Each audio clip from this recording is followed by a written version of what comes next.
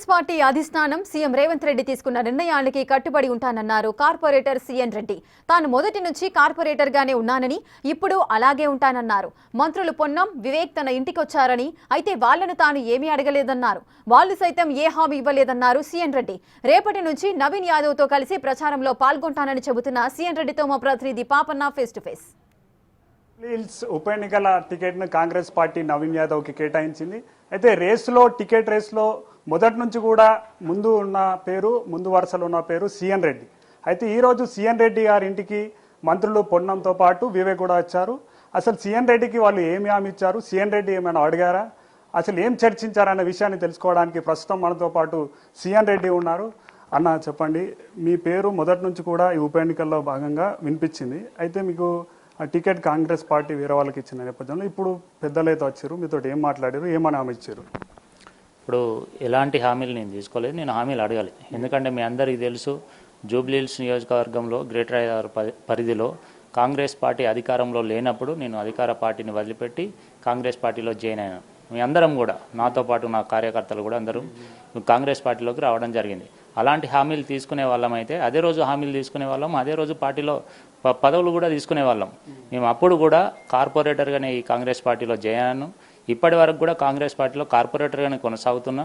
అప్పుడు 2 ఎలక్షన్లు కూడా, అసెంబ్లీ ఎలక్షన్లు కావచ్చు, అదేవిధంగా ఎంపీ ఎలక్షన్లు కావచ్చు, 2 ఎలక్షన్లలో కూడా మా కార్యకర్తలతో పాటు అందరూ కూడా జూబ్లీహిల్స్ నియోజకవర్గంలో కలిసికట్టుగా పనిచేసి కాంగ్రెస్ పార్టీకి 2 సందర్భాలలో కూడా గ్రేటర్ హైదరాబాద్ పరిధిలో ఇతర నియోజకవర్గాల్లో ఎక్కువ మెజారిటీ వచ్చినప్పటికి కూడా ఇక్కడ అతి తక్కువ లీడ్తో ఓడిపోయినాం. ఏది ఎమ్మెల్యే ఎలక్షన్లో. అదేవిధంగా ఎంపీ ఎలక్షన్లో మేము ఇక్కడ జూబ్లీహిల్స్ నియోజకవర్గంలో దాదాపుగా 25,000 మెజారిటీ ఇవ్వడం జరిగింది. కాబట్టి మేము ఎప్పుడు కూడా ఒక పదవులను ఆశించో ఏదో కాదు, మేము అనుకున్నాం. అందరూ కూడా కలిసి కష్టపడ్డాం, ప్రజాక్షేత్రంలో ఉన్నాం, ఎప్పుడు కూడా ప్రజల సమస్యల గురించి పోరాడినాం, ఆశించినాం. ఎందుకంటే గౌరవ ముఖ్యమంత్రి వర్యులు రేవంత్ రెడ్డి గారి ఆధ్వర్యంలో ప్రజాపాలనలో డెఫినెట్గా న్యాయం జరుగుతుందనే ఉద్దేశంతో ముందుకెళ్ళాం తప్ప మేము ఎలాంటిది కూడా ఆలోచించలే. మీరు మొదటి నుంచి కూడా అంటే టికెట్లో మీ పేరు ముందుండే కాబట్టి అందరు కూడా అనుకున్నారు మీ పేరు కూడా వస్తుంది. కానీ మీ పేరు టికెట్ రాకపోవడానికి కారణం ఏమని అనుకుంటారు? ఇప్పుడు గౌరవ ముఖ్యమంత్రి వర్యులు రేవంత్ రెడ్డి గారు ఒక విజన్తో ముందుకెళ్తున్న నాయకుడు.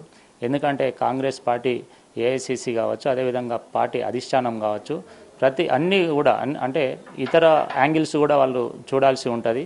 మేబీ బీసీ నినాదం కావచ్చు, ఎందుకంటే బీసీలకి ఎక్కువ ప్రాధాన్యత ఇవ్వాలనేది మన రాహుల్ గాంధీ గారి ఇది ముఖ్య అంశం. కాబట్టి గౌరవ ముఖ్యమంత్రి వర్యులు, అదేవిధంగా ఏఐసిసి మెంబర్స్ కావచ్చు, పార్టీ అధిష్టానం కావచ్చు, అంటే నేనేమంటా అంటే ఒక వ్యక్తి కంటే పార్టీకి ఒక వ్యవస్థ ముఖ్యం కాబట్టి, ఒక సిద్ధాంతం ముఖ్యం కాబట్టి, ఆ సిద్ధాంతం ప్రకారంగా వెళ్తున్న పార్టీ కాంగ్రెస్ పార్టీ కాబట్టి డెఫినెట్గా సిద్ధాంతానికి కట్టుబడి ఉంటాం, పార్టీ అధిష్టాన నిర్ణయానికి కట్టుబడి ఉంటాం, అందరం కూడా కలిసికట్టుగా పనిచేస్తాం.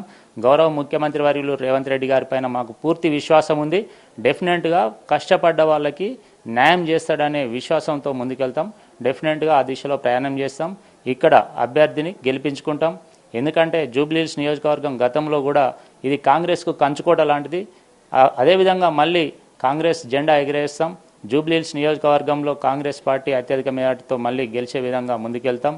ఈ అంశంలో కాంగ్రెస్ కార్యకర్తలందరినీ కూడా పాత కొత్త అనే భేదాలు లేకుండా అందరం కలిసికట్టుగా పనిచేసి ఎలక్షన్లో మా అభ్యర్థిని గెలిపించుకుంటాం. అంటే మీ అభిమానులను, మీ కార్యకర్తలను చూస్తుంటే కూడా అప్పుడు ఎమ్మెల్యేగా ఉన్న మాగంటి మిమ్మల్ని ఎన్నో రకాలుగా ఇబ్బంది పెట్టారు.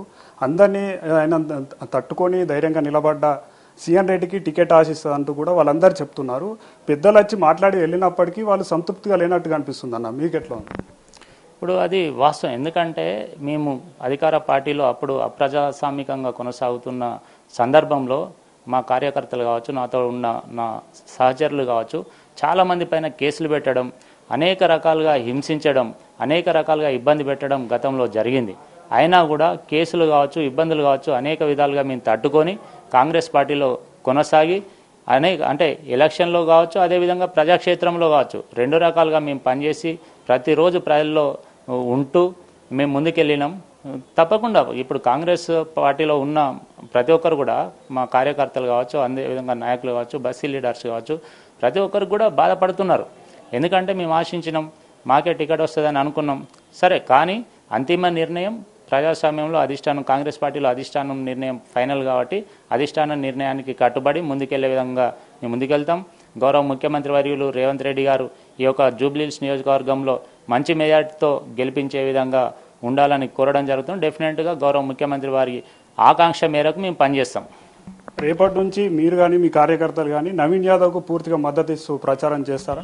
100%. ఎందుకంటే ఇప్పుడే చెప్పాను, మన పార్టీ నిర్ణయం అధిష్టాన నిర్ణయం ఫైనల్. పార్టీ నిర్ణయానికి కట్టుబడే విధంగా మేము పనిచేస్తాం. అభ్యర్థిని గెలిపించుకునే విధంగా ముందుకెళ్తాం. అందులో ఎలాంటి తారతమ్యాలు లేదు, ఎలాంటి డౌట్ కూడా లేదు.